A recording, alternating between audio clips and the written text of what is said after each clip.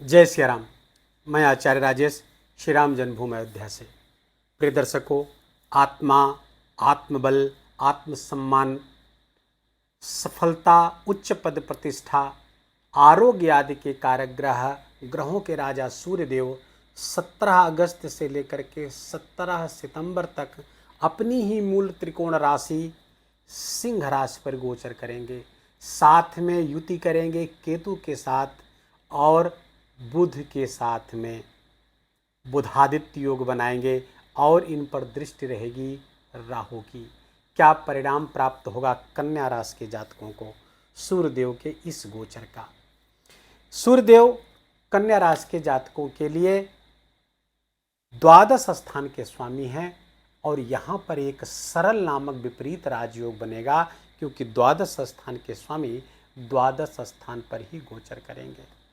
ये सरल नामक ये जो योग है ये बहुत ज़बरदस्त परिणाम देगा। दूसरा, यहाँ पर धनेश का और कर्मेश का द्वादश स्थान पर विपरीत राजयोग बना रहे सूर्य के साथ जब योग होगा तो ये बहुत ही शानदार परिणाम भी लेकर आता हुआ दिख रहा है। वीडियो आपके चंद्र राशि पर आधारित है। यदि आपको अपनी चंद्र राशि नहीं पता है तो अपने प्रचलित नाम के आधार पर इस वीडियो को देखकर लाभ उठा सकते हैं। आइए जानते हैं कि सूर्यदेव की इस गोचर से कन्या राशि के जातकों को क्या परिणाम प्राप्त हो रहा है और कौन से उपाय करने की आवश्यकता होगी। क्या होगा जब सूर्यदेव मघा और पूर्वा फाल्गुनी नक्षत्र पर गोचर करेंगे और कन्या राशि के जातकों के लिए सर्वोत्तम परिणाम लेकर आते हुए दिख रहे हैं। कन्या राशि के जातकों के लिए द्वादश स्थान पर सूर्य का गोचर अपने ही राशि पर होने के कारण पे खर्चे बढ़ेंगे, लेकिन परोपकार आदि पर खर्चे करेंगे, चैरिटी पर खर्चे करने वाले हैं और विदेश से बड़े लाभ कमा सकते हैं। फॉरेन से लाभ के योग बन रहे हैं। जो लोग फॉरेन से किसी भी रूप में जुड़े हुए हैं, चाहे वो किसी व्यापार के रूप में जुड़े हुए हैं या एमएनसीज में काम कर सकते हैं, विदेशी कंपनियों में काम करते हैं, इन सब के लिए सूर्यदेव का ये गोचर पद प्रतिष्ठा दिलाने वाला होगा, क्योंकि सूर्यदेव मघा नक्षत्र जो कि सिंहासन या सत्ता या पद का सूचक है उस पर गोचर करेंगे। तो जहाँ भी यहाँ पर जुड़े हुए हैं आपको बड़े पद की प्राप्ति होने की संभावना है। ऐसे कन्या राशि के जातक जो विदेशों में कार्य कर रहे हैं उनके लिए लाभ की स्थितियां यहाँ पर बन रही है। द्वादश स्थान पर सूर्य गोचर और केतु के साथ युति बाएं आंख पे विकार लाते हैं। आपके लेफ्ट आईज में कुछ प्रॉब्लम इसमें पैदा हो सकती है, जिसमें जो प्रॉब्लम हो आपको सचेत रहने की आवश्यकता है। आपको तत्काल डॉक्टर से संपर्क करें। यदि आपकी कन्या लग्न की कुंडली है और सूर्यदेव ठीक इसी स्थिति में बैठे हैं केतु की युति के साथ, तो अपनी आंखों का आपको विशेष ख्याल रखना चाहिए और नेत्रोपनिषद का पाठ करना चाहिए। अब आते हैं सूर्यदेव की जो दृष्टि है वो कहाँ पड़ रही है? छठे स्थान पर। ये शत्रुहंता योग बना रही है। रोग, ऋण और शत्रु इन तीनों को समाप्त करने का 30 दिन का अद्भुत योग आएगा। इसका आपको सर्वोत्तम लाभ लेना चाहिए। लोहा बिल्कुल गर्म रहेगा, आपको इस पर प्रहार करने की आवश्यकता है। किसी रोग से आप जूझ रहे थे, परेशान थे, हो सकता है उसके ऑपरेशन आदि की नौबत आ जाए, लेकिन उससे आप निवृत्त हो जाएंगे। वो रोग हमेशा के लिए समाप्त हो जाएगा। कहीं शत्रुता थी, कहीं लड़ाई झगड़ा था, वहाँ पर आप हावी होंगे और कोई कोर्ट कचहरी का मुकदमा आदि भी आपके पक्ष में निर्णीत होने जा रहा है। इसी 30 दिन में आपको प्रयास बढ़ा देना चाहिए। किसी ऋण से परेशान थे, लोन से परेशान थे कन्या राशि के जातक, उस लोन को चुकाने का समय आ गया है। और यहाँ पर चूंकि केतु लंबे समय से है, राहु बैठे हुए हैं यहीं पर, ऋण की स्थिति बढ़ चढ़ करके चल रही थी। ऋण लेकर के ऋण चुकाना पड़ रहा था कन्या राशि के जातकों को। अधिकांश जातकों के साथ ऐसा हो रहा था। अब सूर्यदेव आ गए हैं। अब आपको इस दिशा में प्रयास करना चाहिए। आप अपने देनदारियों से मुक्त हो सकते हैं या उससे रास्ता सहजता से निकल सकता है। किसी प्रकार के कंपटीशन से जुड़े हुए हैं, समय बहुत अच्छा चल रहा है। 31 दिन का समय अद्भुत है। किसी भी प्रकार का कंपटीशन था, चाहे नौकरी आदि प्राप्त करना चाह रहे थे या अन्य किसी प्रकार की प्रतिस्पर्धा थी, कंपटीशन था, सबके ओवरकम करने का इस समय है।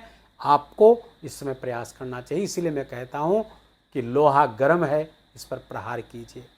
और पद प्रतिष्ठादायक ये समय है। क्यों?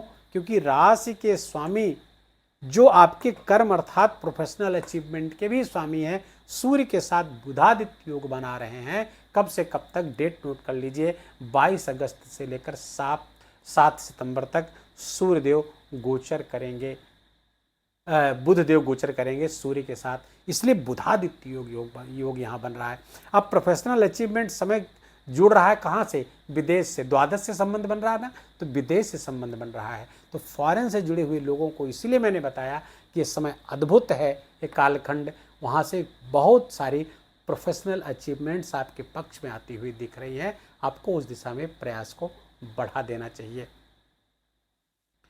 और अब आते हैं आपके नक्षत्रों पर। मघा नक्षत्र पर गोचर करेंगे कब से कब तक? 17 अगस्त से लेकर 31 अगस्त तक। इस बीच वो मघा नक्षत्र पर गोचर करेंगे, जिसका सिंबल है सिंहासन, अर्थात सत्ता, पद, प्रतिष्ठा। और इस कारण से इस नक्षत्र पर जब गोचर कर रहे होंगे सूर्यदेव, सरल नामक विपरीत राजयोग बना करके गोचर कर रहे हैं, आपको ये चीजें थोड़ा सा उठा पटक के, थोड़ा सा प्रयास, थोड़ा सा टकराहट के साथ ये चीजें प्राप्त होती हुई इस कालखंड में दिख रहे हैं। बस आपको अपने प्रयास को बढ़ाना होगा, उस दिशा में प्रयास ज़्यादा करना पड़ेगा और ये चीज़ें हो सकती हैं, मिलने की पूरी संभावना है। दूसरा, 31 अगस्त से लेकर 13 सितंबर तक पूर्वा फाल्गुनी नक्षत्र पर गोचर करेंगे। पूर्वा फाल्गुनी नक्षत्र का भी सिंबल मंच होता है। इस नक्षत्र के स्वामी शुक्रदेव होते हैं और शुक्रदेव के नक्षत्र पर गोचर करते हुए सूर्यदेव आपकी क्रिएटिविटी को बढ़ा देंगे, आपकी कलात्मकता को बढ़ा देंगे, आपकी कलात्मक अभिरुचियों को एक नया आयाम देने वाले हैं सूर्यदेव। और इसके कारण से यदि आप इन सब चीज़ों से जुड़े हुए हैं, किसी तरह से किसी आर्टिस्टिक कार्यों से जुड़े हुए हैं, तो उसमें भी आपको लाभ इस बीच बढ़ा देंगे। और चूंकि मंच आकृति है पूर्वा फाल्गुनी नक्षत्र की, तो इस कारण से भी ये चीज़ें, मंच अर्थात चीज़ों को प्रकाश में लाना, ऐसा मंच जहाँ पे लोग हो, आप हों और सब वहाँ पर देख रहे हों, तो आपके कार्यों को रिकॉग्निशन मिलेगा, कार्य को सब लोग देखेंगे और अप्रिसिएट इस बीच करने वाले हैं। तो ये लाभ कन्या राशि के जातकों को जबरदस्त मिलेगा। और कब मिलेगा? ये तो डेट हमने जो बताई उसको आपने नोट कर लिया होगा, नहीं नोट किया है तो फिर से वीडियो देख करके वो डेट नोट कर लीजिए। दूसरा, ये एक चीज़ और डेटा आपको आ रही है, सूर्यदेव जब अपनी राशि पर 10 डिग्री से लेकर के 16 डिग्री के मध्य में होते हैं तो अपने सर्वोत्तम परिणाम उस कालखंड में दे रहे होते हैं। तो 10 डिग्री से 16 डिग्री का समय कब आएगा? तो सूर्यदेव एक दिन में 1 डिग्री आगे बढ़ते हैं। तो जब 17 डिग्री से प्रारंभ करेंगे, 17 अगस्त को प्रारंभ करेंगे, तो 10 दिन अर्थात 27 अगस्त तक पहुँचे, 27 अगस्त से 10 डिग्री पर आ जाएंगे और 16 डिग्री तक कब तक पहुँचेंगे? लगभग 3-4 सितंबर तक। अद्भुत समय ये होगा। न केवल ये बल्कि 20-21 डिग्री तक सूर्यदेव अपना अच्छा परिणाम दे लेते हैं, तो ये 7-8 सितंबर तक अच्छे परिणाम अवश्य में देंगे। तो आप ये समझ लीजिए कि 26-27 अगस्त से लेकर के 7-8 सितंबर तक सूर्यदेव अपनी सर्वोत्तम बली अवस्था में रहेंगे और उसका परिणाम प्राप्त होगा। अब बात आती है केतु के साथ रिफ्लेक्शन क्या परिणाम देगा। देखिए, केतु के साथ सूर्यदेव की ये युति द्वादश स्थान पर स्पिरिचुअलिटी को बढ़ाएगी। आप आत्मा की सदगति की, आत्मा के उच्चीकरण के लिए आप प्रयास कर सकते हैं। स्पिरिचुअलिटी के माध्यम से, मेडिटेशन के माध्यम से, योगा प्राणायाम के माध्यम से ये आप चीज़ें बढ़ाएंगे और इस तरह की प्रवृत्ति पैदा होगी। योग प्राणायाम के प्रति विशेष अभिरुचि इस कालखंड में जाग सकती है, नंबर 1।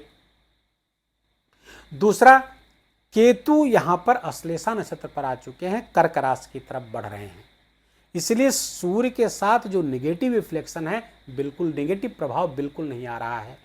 ठीक यही बात राहु के साथ हो रही है। राहु भी नक्षत्र परिवर्तन कर चुके हैं, शतभिखा नक्षत्र को छोड़ करके अब मकर राशि की तरफ बढ़ रहे हैं। इसलिए सूर्य पर जो राहु की दृष्टि पड़ रही है वो प्रभावशाली नहीं रह गई है। कारण क्या कि 180 डिग्री से जब देखते हैं तब ज़्यादा अधिक परिणाम आता है, ज़्यादा रिफ्लेक्शन आता है, लेकिन 180 डिग्री से काफ़ी आगे जा चुके हैं। इसलिए राहु की दृष्टि भी यहाँ पर सूर्य को प्रभावित नहीं कर पा रही है। इस कारण से सूर्य यहाँ पर अच्छी मात्रा में आपके लिए बेहतर परिणाम लाते हुए दिख रहे हैं। अच्छा, क्या ये जो अच्छे अच्छे परिणामों की हमने चर्चा की है सबको प्राप्त होंगे? जी नहीं, सबको प्राप्त नहीं होंगे। किसको प्राप्त होंगे? जिसकी कुंडली में सूर्य की स्थिति अच्छी है, अर्थात वो स्वराशिस्थ है, सिंह राशि पर बैठा हुआ, या उच्चस्थ है, मेष राशि पर बैठा हुआ, या फिर मित्र राशि पर है, अधिमित्र की राशि पे है, केंद्र में है, त्रिकोण में है, अच्छे परिणाम, सर्वोत्तम परिणाम जैसा बताया ऐसे ही प्राप्त होगा। यदि नवांश कुंडली में भी ऐसी स्थिति सूर्यदेव की है तब तो कहने ही क्या, या नवांश कुंडली में बुध के साथ 3-11 के संबंध में आ गए, केंद्र का संबंध बन गया, या नवम पंचम का संबंध बन गया त्रिकोण का, तो कहने ही क्या, जबरदस्त परिणाम आकर ही रहेंगे, कोई दो राय नहीं। लेकिन यदि सूर्यदेव आपकी कुंडली में नीचस्थ हैं, शत्रु राशि पर हैं, अति शत्रु राशि पर हैं, या फिर 6-8-12 में या 6-8-12 के स्वामी के साथ संबंध बना लिए, नवांश कुंडली में 2-12 का संबंध हो गया या 6-8 का संबंध हो गया, तो सूर्यदेव अच्छे परिणाम नहीं देंगे बल्कि परेशानियां बढ़ा देंगे। इसके लिए आपको उपाय करने की आवश्यकता है, और वो उपाय है बहुत सीधा और सटीक उपाय। सूर्योदय के आधे घंटे पहले उठ जाइए, हाथ पैर धुल करके संभव हो तो स्नान कर लीजिए, नहीं संभव हो तो मत करिए।